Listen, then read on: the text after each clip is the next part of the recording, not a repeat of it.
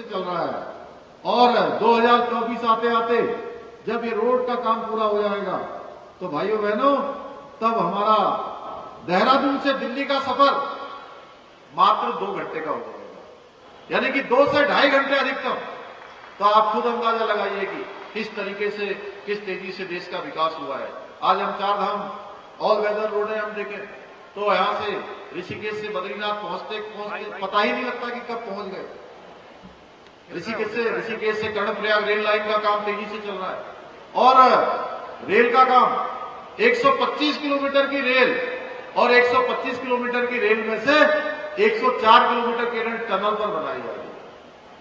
आने वाले समय में ऋषिकेश हरिद्वार एक सांस्कृतिक केंद्र के रूप, आध्यात्मिक केंद्र के रूप में विकसित होगा, एक बड़ा केंद्र बनेगा।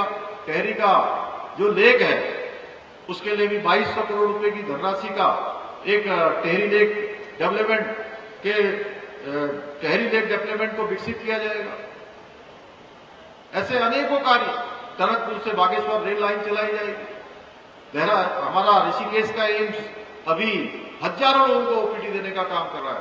आने वाले समय में ऐसा ही एम्स कुमाऊं क्षेत्र के लिए किच्छा में खोले जाने का भी जो है प्रावधान हो गया है, उसकी भी स्वीकृति प्रदान हो गई है, उसकी भी धनराशि जारी हो गई है। पर्वत जिस प्रकार से केदारखंड में आज चाहे केदारनाथ जी का पुनर्निर्माण हो या केदारनाथ जी में रोपवे लगाने का काम हो या बद्रीनाथ जी का मास्टर प्लान हो, उस पर तेजी से काम हो रहा है। या हेमकुंड साहब जाने के लिए जो यात्रा अत्यधिक कठिन होती थी, हेमकुंड साहब की जो यात्रा है वो कई दिन, 3 दिन 4 दिन लगते थे। आने वाले समय में ये यात्रा भी कुछ ही घंटों में पूरी हो जाएगी और ये काम भी जिसके बारे में किसी ने सोचा भी नहीं होगा, ये काम भी हमारे देश के आदरणीय प्रधानमंत्री मोदी जी के नेतृत्व में उनके ही हाथों से इसका भी शिलान्यास हो चुका है। ऐसे अभूतपूर्व कार्य जिनके बारे में मैं कहूं कि पहले सोचते भी नहीं थे, वो सारे के सारे काम आज धरातल पर उतर रहे हैं। मैं ऐसे गिनाते रहूंगा तो क्योंकि बड़ा लंबा समय बीत जाएगा। मैं आप सबसे केवल इतना ही कहना चाहता हूं कि आज देश के अंदर या दुनिया के अंदर आज प्रधानमंत्री मोदी जी का जिस प्रकार से दुनिया के देशों में स्वागत हो रहा है, दुनिया के देश जिस प्रकार से उनको हाथों हाथ ले रहे हैं। अभी आपने देखा होगा अमेरिका की यात्रा हो, ऑस्ट्रेलिया की यात्रा हो, गिनी पापुओं की यात्रा हो, वहां के राष्ट्राध्यक्षों के द्वारा किस प्रकार से उनको किस प्रकार की उपमा दी गई है। ये केवल प्रधानमंत्री मोदी जी का स्वागत नहीं है, बल्कि प्रधानमंत्री मोदी जी के रूप में भारतवर्ष के रहने वाले 140 करोड़ लोगों का स्वागत और अभिनंदन है। हर भारतवासी आज उनके इस प्रकार के जो पहचान, इस प्रकार का जो एक तरह से मैं कहूं कि मान्यता भारतवर्ष को मिली है।